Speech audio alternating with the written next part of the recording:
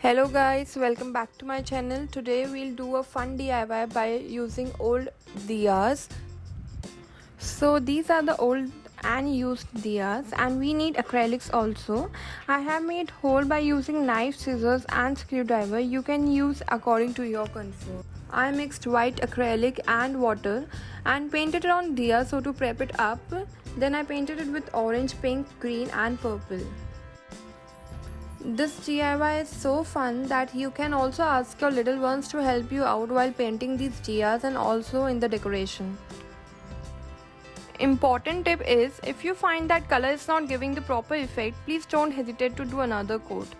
And I have used white because I wanted more brighter impact of the color.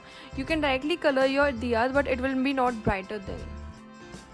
Then I randomly made pattern with golden color and you can see it is looking so good.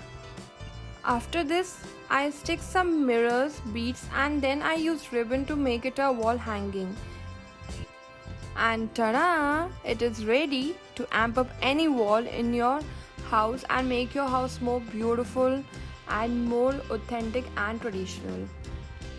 So, if you like this DIY, please give it a thumbs up and please like, share and subscribe for more such fun DIYs.